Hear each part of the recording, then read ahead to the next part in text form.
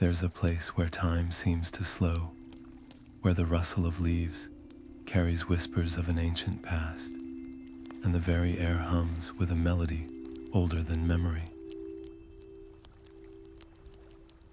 Welcome, wanderer, to Rivendell, the hidden sanctuary of the elves, a realm where legend and reality blur into something truly magical. Whether you're joining us under the silver glow of moonlight or the golden light of dawn, we'd love to know where in the world are you listening from tonight, and what hour has drawn you to this journey. Let us know in the comments below, because every traveler brings their own story to this shared moment of peace. Picture this: you're standing at the edge of a winding path, your boots brushing against dewy grass as the first light filters through the trees.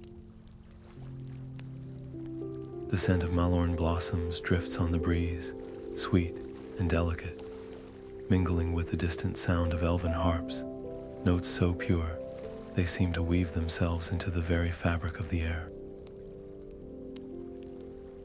You've heard the tales, of course, of Rivendell's towering arches, its shimmering waterfalls, and the wisdom of Lord Elrond, who has guarded this refuge for ages untold.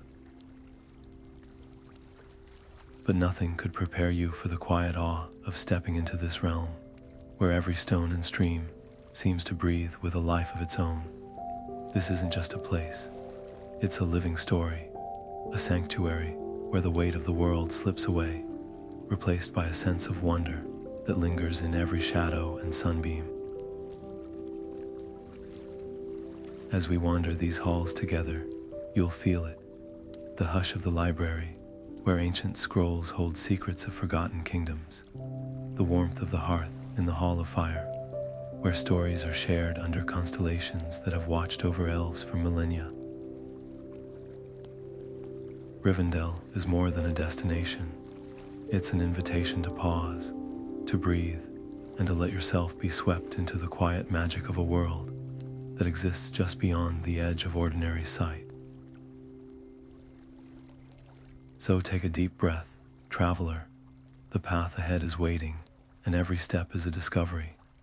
The towering gates rise before you, their ancient wood worn smooth by centuries of wind and rain, yet the elven runes carved into their surface still shimmer as if touched by starlight.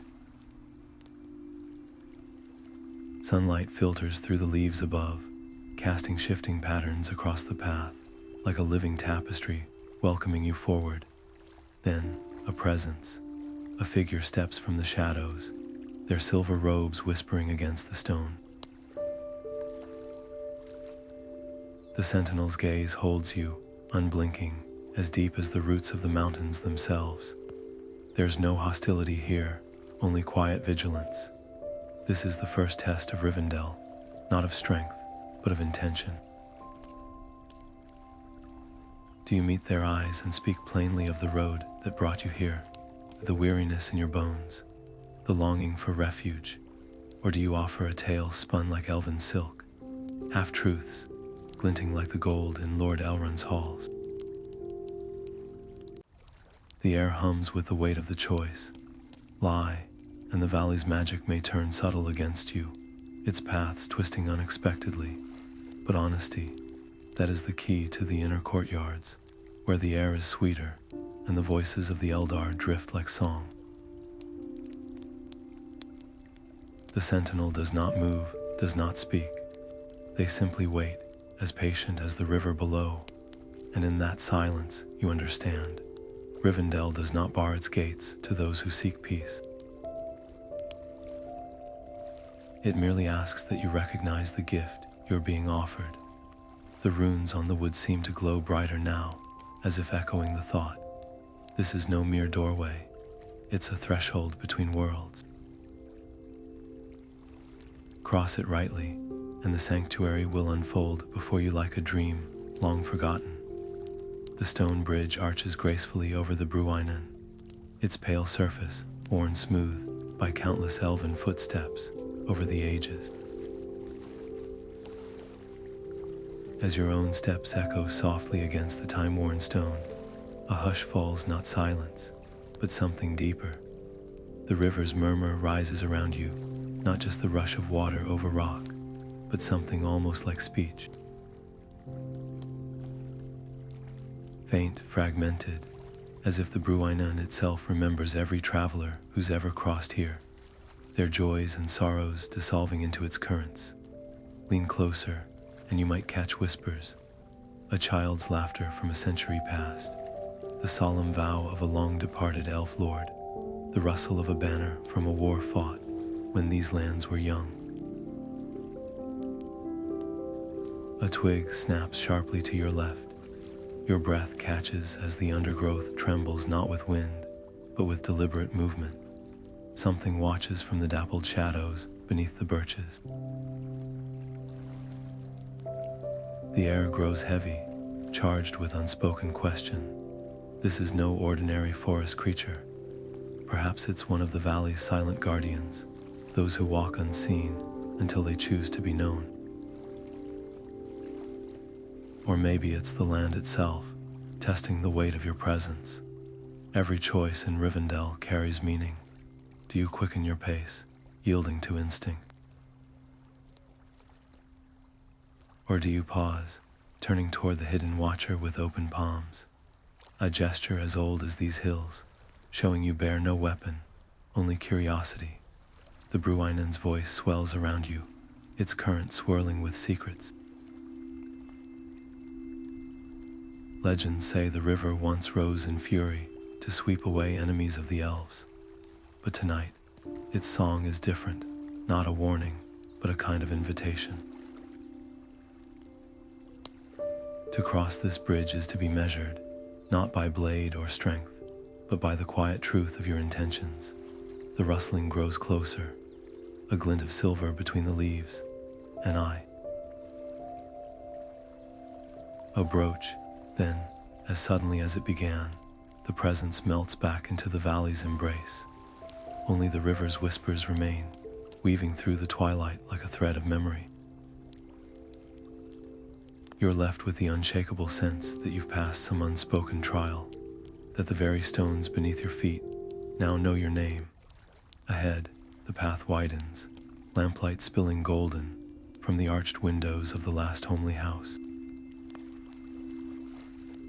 But behind you, the Bruinen's song lingers, a reminder that in this enchanted place, even the water remembers.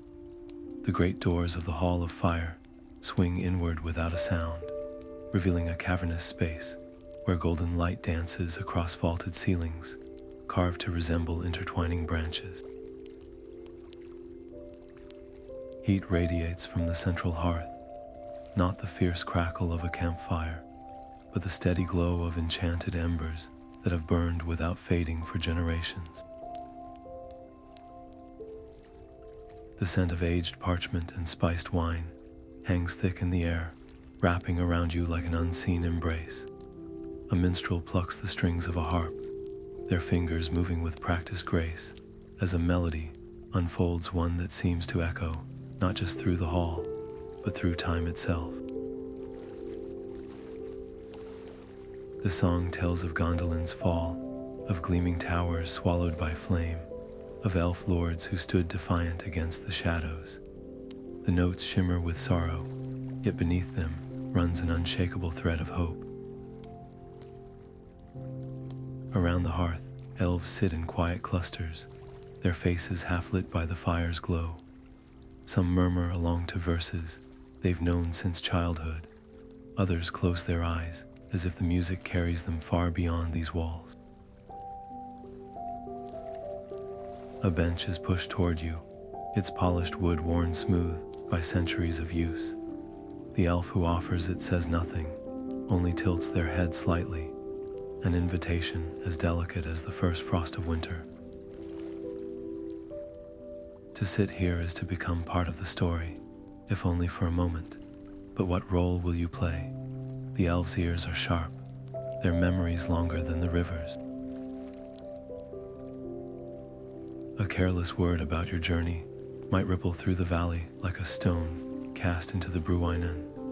Yet silence, too, speaks volumes in this hall. The minstrel's voice rises, recounting the fate of a mortal who once wandered into these halls, a traveler whose honesty earned him counsel, while his companions' half-truths saw him guided gently but firmly to the gates by dawn. The tale hangs in the air like smoke, its meaning unmistakable. One of the elder elves leans forward, their silver eyes reflecting the firelight. "You've crossed many leagues to reach us," they say, not as a challenge, but as an opening, a thread for you to take or leave. Outside, the wind stirs the trees, and the hearth's glow dims just enough to make the carved figures on the walls seem to shift. Heroes and monsters frozen in eternal dance. The weight of all these centuries presses softly against your shoulders. To speak here is to add your voice to the tapestry. What will your verse be? The scent of aged parchment and cedar oil grows stronger as you step into the vaulted chamber, where shafts of golden light slant through high windows, illuminating motes of dust that swirl like lazy fireflies. The air hums with a quiet energy, not just the whisper of turning pages, but the weight of centuries pressed between leather covers. Shelves stretch endlessly upward, their contents ranging from slender volumes bound in moss-green fabric to massive tomes clasped with iron and etched with runes that seem to shift when you blink. Then you see it, a book apart from the others, resting on a carved lectern as if waiting. Its silver binding catches the light like moonlit water, and though no wind stirs in this hall, the edges of its pages flutter faintly, as if stirred by unseen breath. The title, if it ever bore one, has faded into the leather, yet something pulses beneath your ribs, a silent pull toward its secrets. Perhaps it speaks of a lost kingdom, a spell woven by elven hands, or a prophecy yet unfulfilled. A shadow moves at the periphery of your vision. One of the lore masters stands near a pillar, their feathered quill poised above an open ledger. Their gaze doesn't lift from their work, yet you feel the unspoken rule as clearly as if it were etched in stone. These archives are not a trove for plundering, but a sanctuary of memory. To take without leave would be to sever the fragile trust that allows mortals to walk these halls. Your fingers hover. The book's presence is almost a whisper against your skin, promising answers to questions you've carried like stones in your pockets. But knowledge in Rivendell is never a thing to be seized, only shared, and only when the time is right. The lore master's quill scratches softly, a reminder that patience, too, is a kind of wisdom. A breath, a choice. To step away would be to leave mysteries untouched, yet to reach out might cost more than you realize. The elves measure worth not in gold or power, but in reverence for the threads that bind all things. The silver book glows faintly, as if sensing your hesitation.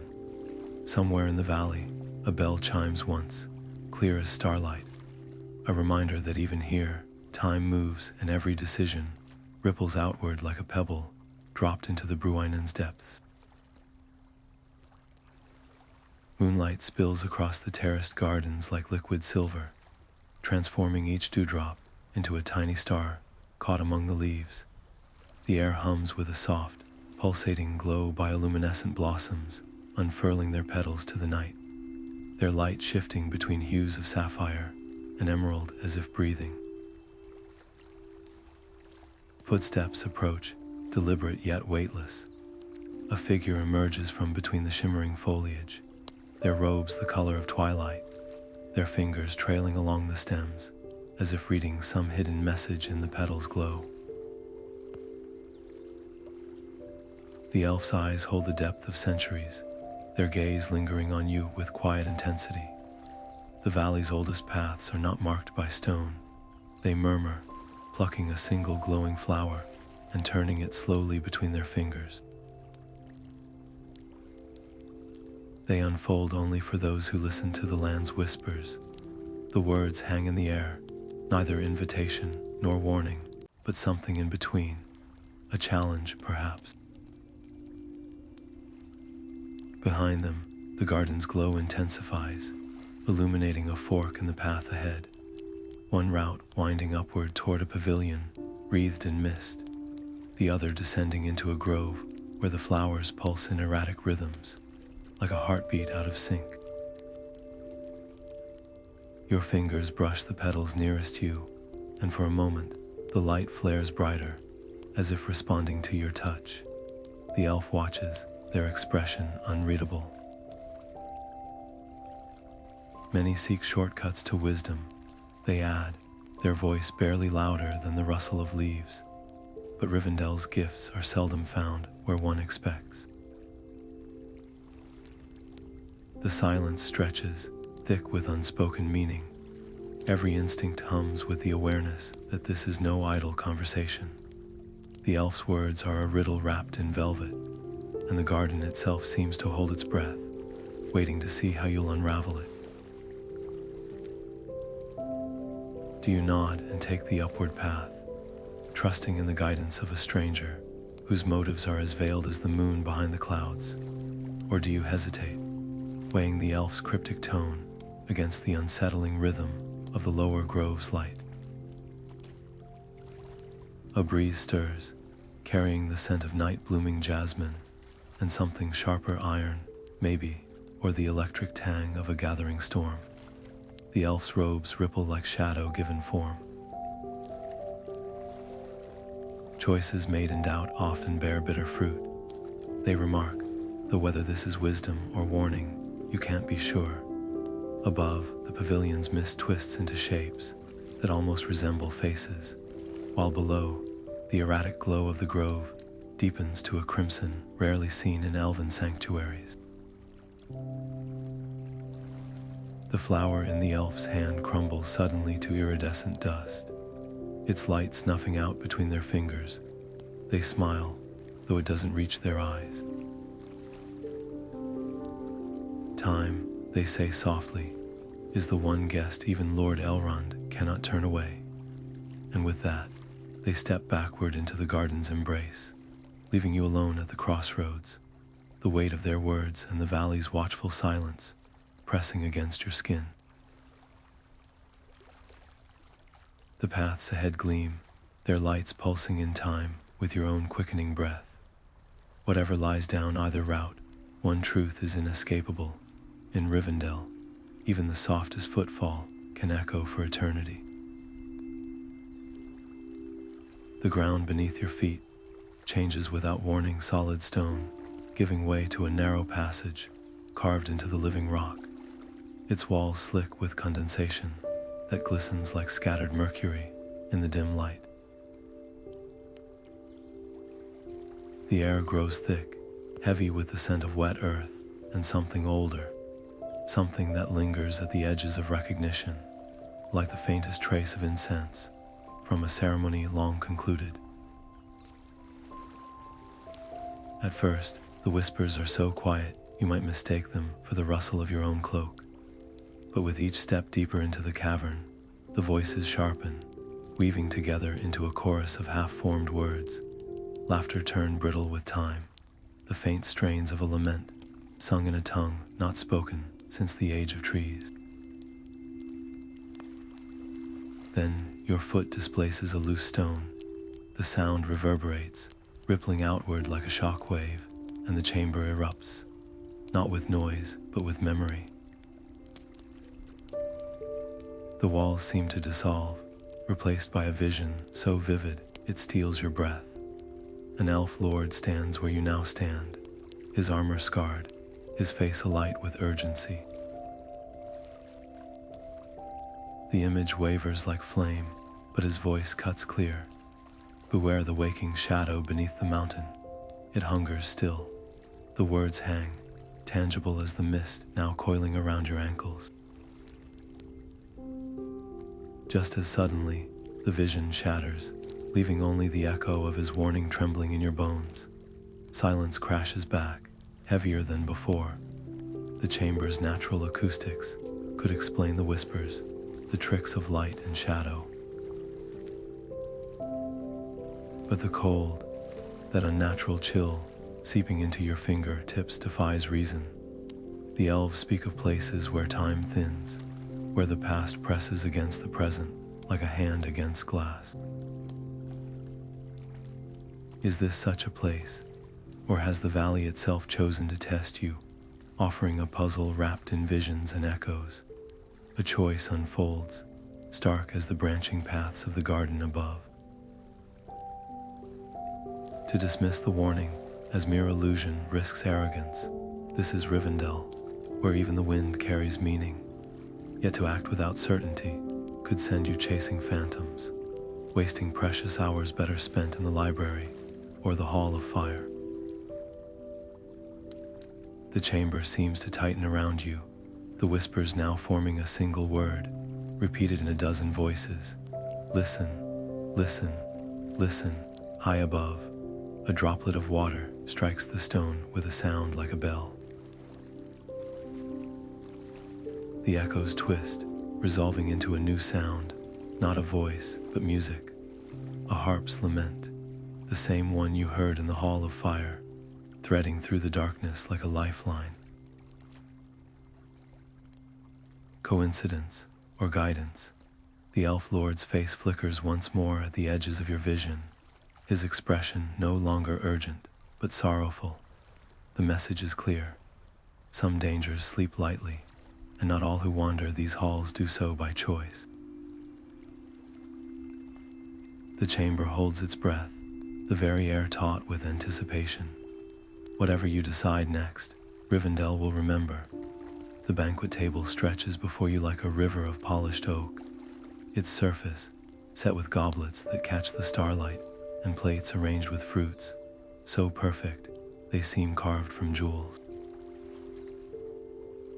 Elves in robes of midnight, blue and silver recline on cushions, their laughter as light as wind through reeds, their eyes bright with a knowledge that dances just beyond your grasp. One leans forward, offering a chalice, its surface etched with vines that seem to shift under your gaze. The liquid inside glows faintly, gold as the last light of sunset. Its scent a heady mix of honey and something wilder, something that reminds you of lightning splitting the sky. Moreover, the elf murmurs, their voice low as a secret. The cordial of Imladris, distilled from flowers that bloom but once a century. Their fingers don't tremble, but the air between you hums with unspoken weight.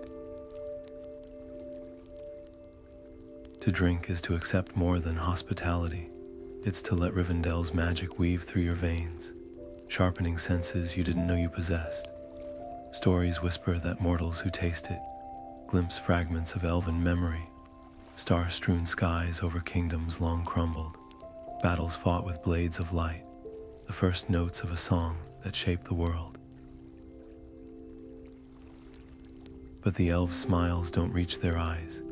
Their stillness is a language of its own. Refuse, and the gesture won't be forgotten, not out of malice, but because trust, once withheld, is a currency rarely spent twice in these halls. Yet caution prickles at your neck. Elven gifts are seldom simple. The last traveler who drank deeply woke 3 days later in a glade, their pockets full of leaves that turned to dust at dawn, their mind haunted by a melody they could never quite recall. The chalice grows heavier in your hands. Around the table, conversations continue, poetry recited in layered tongues, debates over the meaning of a comet's path. But the pauses between words stretch taut, as if every elf is listening for your decision. Even the stars seem to hold their breath. The Murruver's glow pulses, casting flickering light across your fingertips. One sip could unravel secrets or bind you to a story not your own. The elf who offered it tilts their head, just slightly, and in their gaze, you realize the truth. This is no test of courage, but of discernment. Some doors, once opened, cannot be closed. The liquid shimmers, and for a heartbeat, you swear you see your own reflection warp, not as you are, but as you might become, woven into the valley's endless tapestry. The night air thrums with possibility. Every choice in Rivendell is a thread pulled tight. Will you drink and let the past rush in like a tide? Or will you set the chalice down, unshaken, and carve your path forward under your own power? The elves wait, their silence as telling as any answer you could give. The heat hits you first, a dry, shimmering wave radiating from the stone archway ahead, carrying the scent of molten metal and charred cedar. Stepping through, the chamber reveals itself. Walls lined with tools so finely crafted, they seem less like instruments and more like extensions of some greater will. At the center, an anvil glows faintly, its surface etched with runes that pulse like embers, and there, beside it, stands the smith. Their hands are bare, scarred with old burns, yet moving with a precision that borders on reverence as they turn a half-formed blade in the firelight. You've come to the place where memory becomes metal, they say, not looking up. Their voice is low, roughened by years of furnace breath, yet threaded with an undercurrent of something softer, curiosity, perhaps. Celebrimbor's legacy lingers here. His hammers still ring in the stone, if you know how to listen. A gesture toward the back wall, where a single gauntlet rests on a pedestal, its silver fingers curled as if caught mid-spell. Even untouched, it hums with a quiet power, the air around it warping like heat off desert sands. The smith lifts their gaze at last. I could make you a thing of worth, they offer, nodding to the scraps of mithril gleaming in a basin.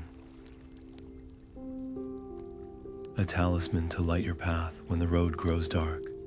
Their eyes narrow slightly, but the forge demands payment, not in coin, in truth. The silence stretches, thick with implication. They want a story, not just any tale, but one that matters, something real.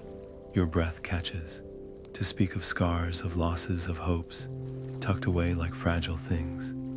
That is no small price in a realm where words have weight. The smith watches, patient as the anvil beneath their hands. They know what they are asking. Elves have long memories, and secrets shared in this chamber might echo far beyond tonight. Yet there's a glint in their gaze that suggests this isn't merely a test. It's an exchange, a gift given for a gift. The forge's fire crackles, casting shadows that twist into shapes. A fleeting glimpse of a silver-haired figure bending over this very anvil, his hands moving with the same surety. Celebrimbor's ghost lingers here. The smith follows your gaze, their expression unreadable. Some say the greatest works aren't forged from metal, they murmur, but from the moments that change us.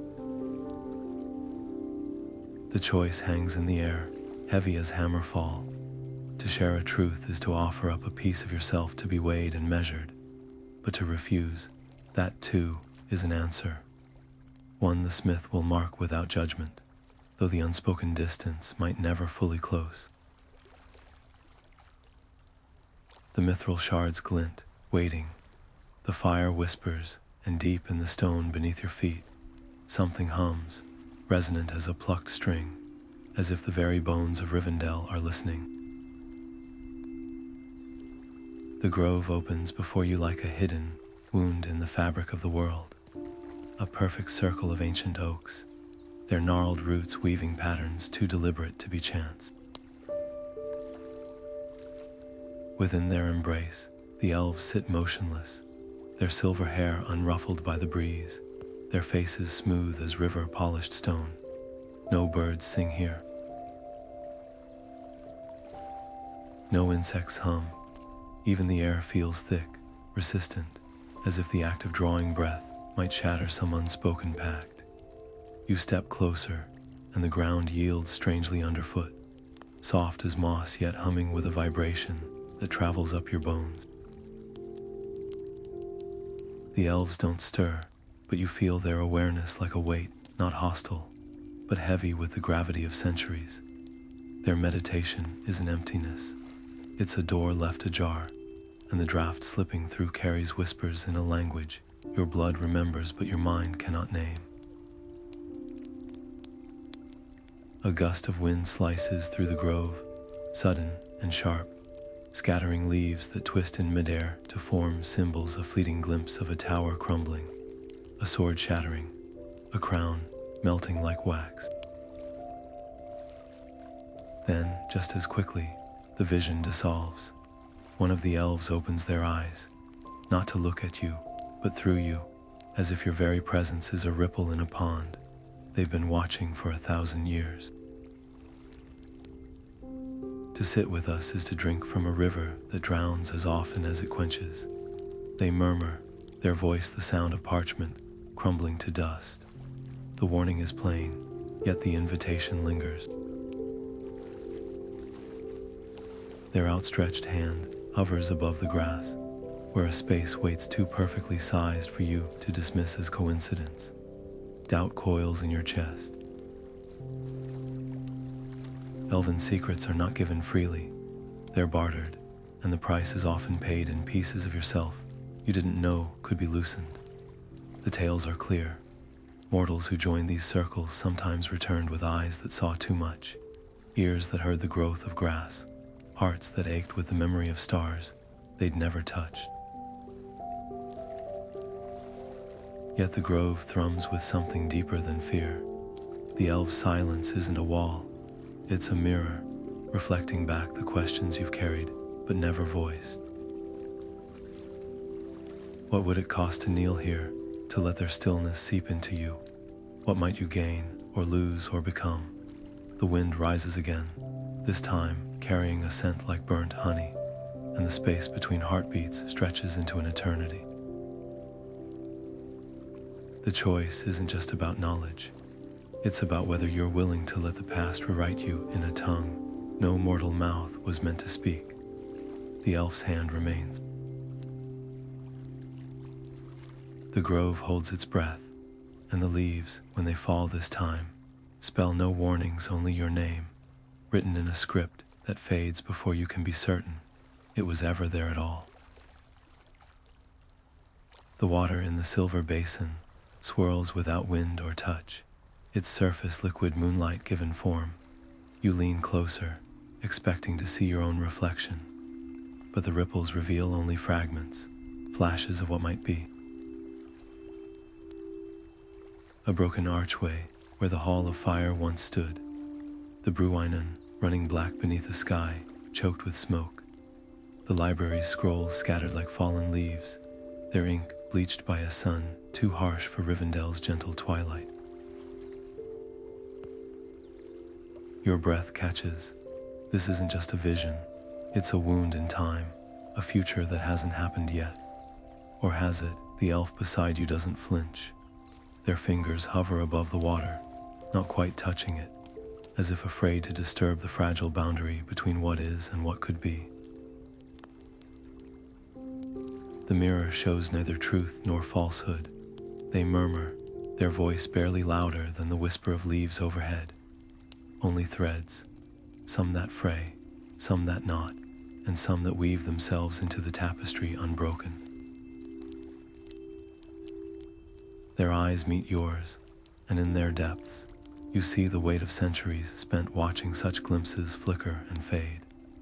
A choice unfolds, sharp as the edge of a newly forged blade. To act on this warning would mean stepping onto a path with no map, seeking out the source of this coming shadow, though the cost might be higher than you can fathom.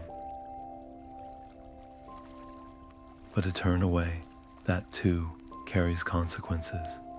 The elf silence speaks volumes. Some futures are shaped by action, others by restraint.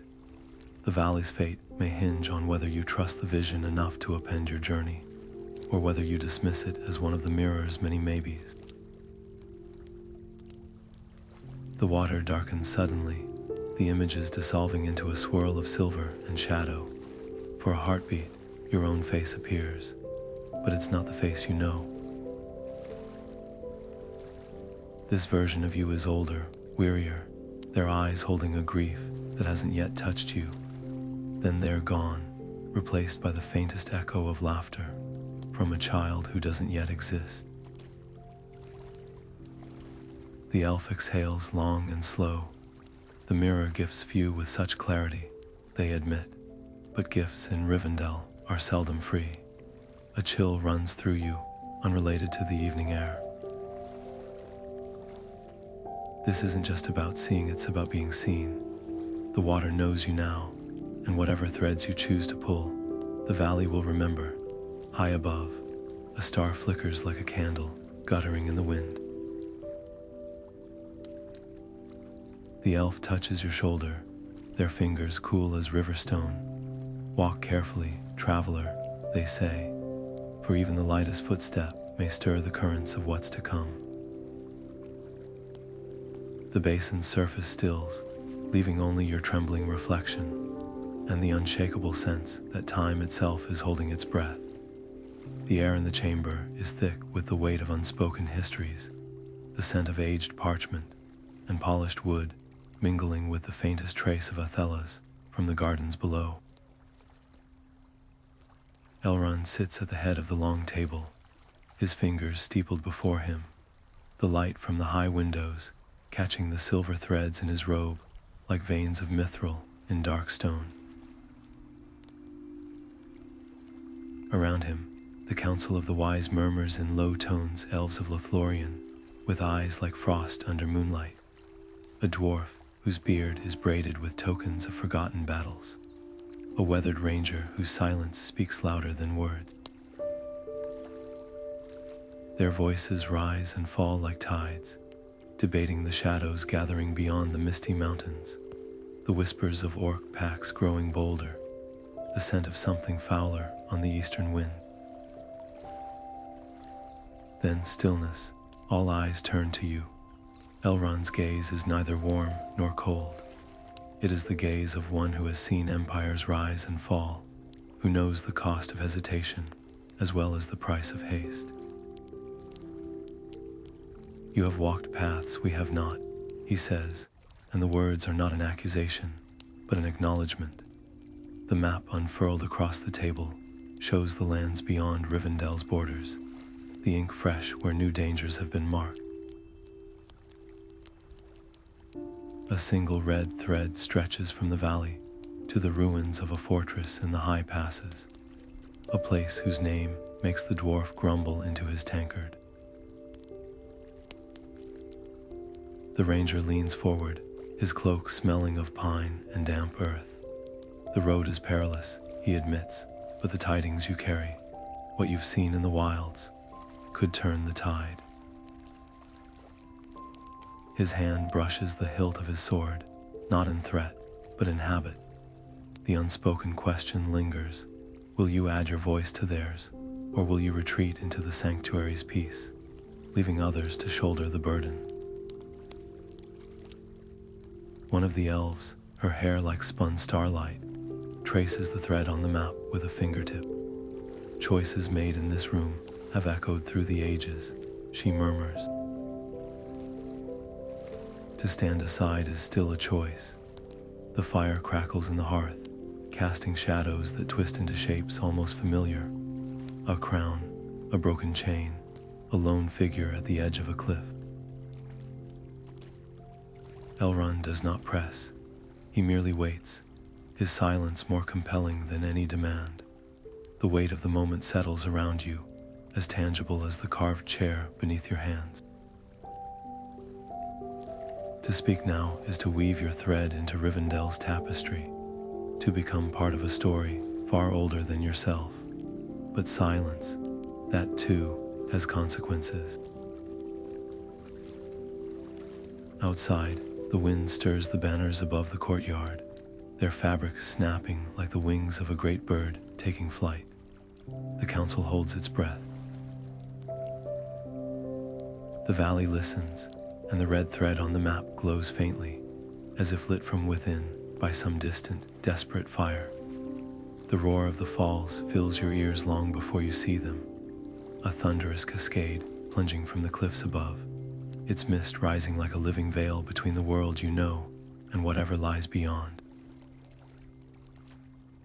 The spray kisses your skin, cool and sharp, carrying the mineral scent of ancient stone and something else, something sweet and strange, like crushed petals from a flower you've never seen.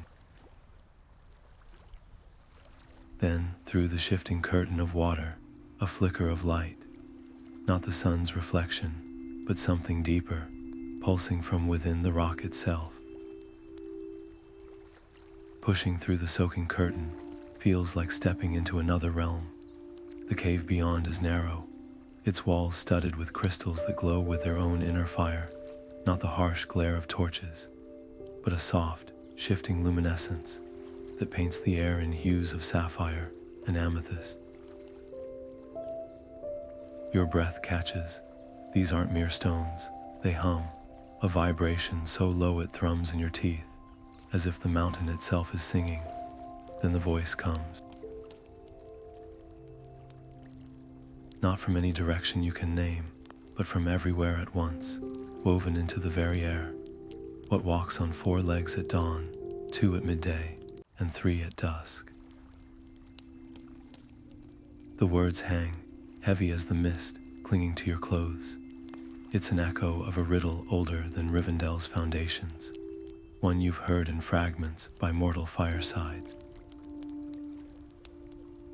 But here, in this humming cavern, it feels less like a test of wits and more like a key, turning in a lock you didn't know existed. Time stretches thin. The crystals brighten, their light throbbing in time with your heartbeat, as if the cave is alive and listening. A wrong answer might seal the passage behind you. The walls already seem to lean closer, the exit narrowing like a fist. But the true danger isn't the cave's wrath, it's the weight of what's unsaid. This riddle isn't just about words, it's about the choices that shape a life, the steps taken from childhood to twilight. The voice doesn't want cleverness, it wants recognition. Somewhere above, water crashes against stone, the sound muffled now, distant. The crystals dim momentarily, then flare, a warning. The answer is on your tongue, but hesitation creeps in. What if the power hidden here isn't a weapon or treasure, but a truth too bright to bear? The cave doesn't offer glory. It offers clarity, and that, perhaps, is the most perilous gift of all. The voice sighs through the crystals, a sound like wind through dead leaves. It's waiting. But not forever. Dawn paints the eastern sky in hues of rose and gold, the light creeping down the valley walls like a slow tide. The air hums with a quiet urgency, elven voices murmur in the courtyard below, the rustle of cloaks and the chime of silver harnesses blending into a single, bittersweet melody. You stand at the balcony's edge, watching as the last of the elves gather beside the Bruinen's banks, their silhouettes haloed by mist rising from the water. One lingers apart from the others, their gaze lifting to meet yours across the distance. There's no need for words. The time has come.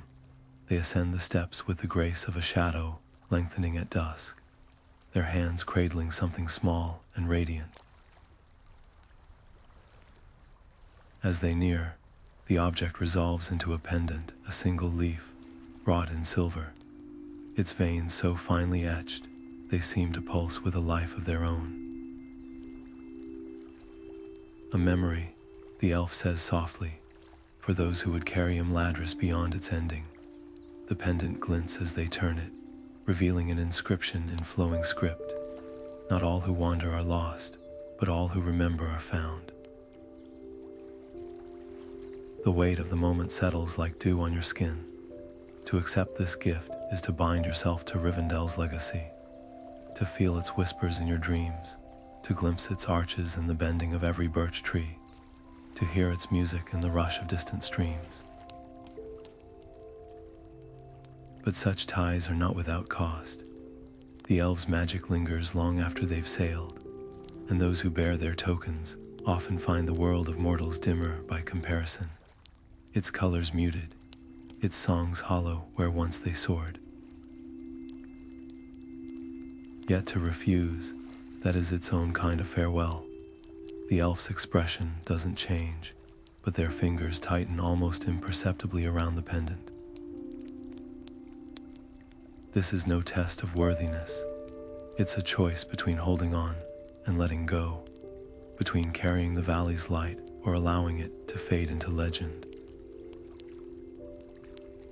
Somewhere downstream, a boat knocks against the dock, its hull carved with runes that gleam like freshly fallen snow. The elf exhales, their breath stirring the pendant's chain.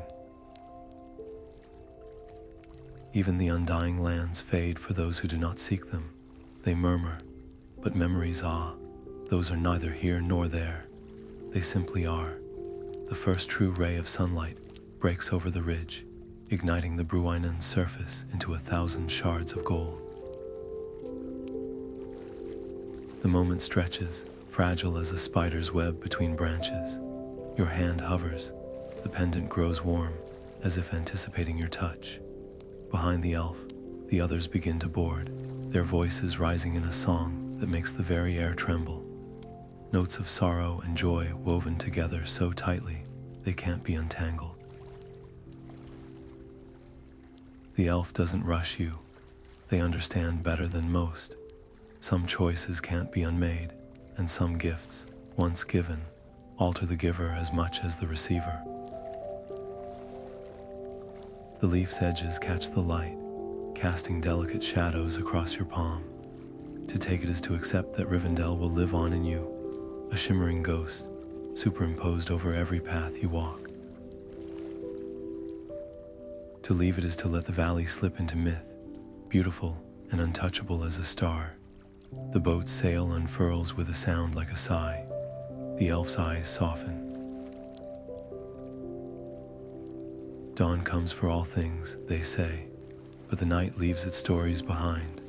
The pendant dangles between you, turning slowly, its silver flashing like a farewell or a promise. The wind shifts, carrying the scent of salt and strange blossoms from the distant sea. The choice is yours. The elves will not wait, and the morning, indifferent to endings and beginnings alike, brightens the sky without pause. The bridge arches before you like a question, carved in stone, its ancient planks worn smooth by centuries of passing feet. The sentinel stands at its center, their cloak rippling as if woven from the Bruinen's mist, eyes gleaming like chips of flint in the fading light. Prove your heart is true, they intone, and the words land not as a challenge, but as a key turning in a lock you didn't know existed. Behind them, the valley exhales, trees bending in unison, the river's song hushing to a murmur. The air itself holds its breath. This is no test of memory.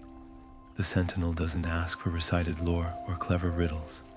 They want the truth etched into your bones after days walking these halls. The kind of knowing that comes not from scrolls, but from the way your pulse stills when the wind carries elven song, or how the library's silence now feels less like absence and more like a held breath. What did you learn in Rivendell? Perhaps it was the weight of time, how the elves wear centuries like cloaks, yet cherish each dawn as if it were the first. Or the way power hums not in swords or spells, but in choices, the smith's forge, the mirror's visions, the chalice of Moreover refused or accepted. Maybe it was simpler. That trust is the only currency here, traded in glances and shared silences, and that even the stars listen when the valley speaks. The sentinel's gaze doesn't waver. They already know your answer before it leaves your lips. This moment isn't for them, it's for you. To speak aloud what Rivendell has whispered is to claim it, to let the valley's magic braid itself into your story. Hesitate, and the bridge will remain a threshold, its other end veiled in mist. Speak true, and the sentinel will step aside, their stern mouth softening into something almost like a smile. A gust swirls fallen leaves into a spiral around your feet. Somewhere in the trees, a nightingale trills not a farewell, but a reminder. The elves' gifts are never lost. They linger in the way your hands now pause before reaching, in the way your ears catch the cadence of river speech, in the way your heart beats slower, older, wiser. The sentinel's cloak billows, revealing the glint of a silver leaf pinned at their collar, identical to the one you took or left behind. The bridge waits. The valley listens, and the answer, when it comes, tastes like dawn after a long night. The weight of the pendant against your chest flares suddenly, not with heat, but with a radiance that sinks deep past skin and bone, into the marrow of who you are. The gates of Rivendell stand at your back, their carved runes still humming with the valley's farewell, but something has shifted. The pendant's warmth isn't just a memory, it's a pulse, a heartbeat syncing with your own, and with it comes a vision so vivid it steals your breath. You see the world beyond these hidden valleys, the smoke-choked villages where children huddle in root cellars, the roads where travelers flinch at every rustle in the bushes, the crumbling towers where once bright banners now hang in tatters. And threading through it all, faint but unbroken, are echoes of Rivendell's light. A farmer's wife hums an elven lullaby she's never learned. A blacksmith's hammer strikes a rhythm older than his forge. A scribe's ink glimmers with a trace of mithril dust. The realization crashes over you like the Bruinen's icy spray. This sanctuary was never meant to be hoarded. Its magic doesn't wither when carried beyond these borders. It grows, rooting itself in the cracked soil of the wider world through hands and voices willing to bear it. The pendant's glow intensifies, etching the valley's final lesson into your skin. True refuge isn't found in hiding. It's built. You turn, expecting the gates to have vanished into the mist. But they remain, solid as the mountains themselves, though the path behind you now winds through a forest of silver birches that weren't there a moment ago. The elves' parting gift isn't just the pendant. It's the valley's stubborn insistence on staying reachable. Not a locked door, but a compass needle trembling in your palm, always pointing the way back for those who truly seek it. Somewhere ahead, a wolf howls. The wind carries the sour tang of burnt fields. The pendant cools against your skin, its work done, its message delivered. You take your first step forward, not as a guest dismissed, but as a torchbearer. Rivendell's light won't fade while you remember, and you will make them remember. The path narrows beyond the valley's edge, the trees leaning closer as if reluctant to let you pass. The pendant against your skin thrums faintly, a steady rhythm like a second heartbeat, or perhaps the distant echo of Rivendell's own pulse. With every step, the air grows heavier, thick with the scent of pine and damp earth, the elven magic thinning like mist under morning sun, yet something lingers. not just in the pendant's weight, but in the way your eyes now catch the hidden patterns in bark and stone, the way your ears trace melodies in the wind that others would dismiss as noise. A rustle in the underbrush, not a threat, but a fox, its coat the color of autumn leaves. It pauses, regarding you with a knowing tilt of its head, as if recognizing the valley's mark upon you.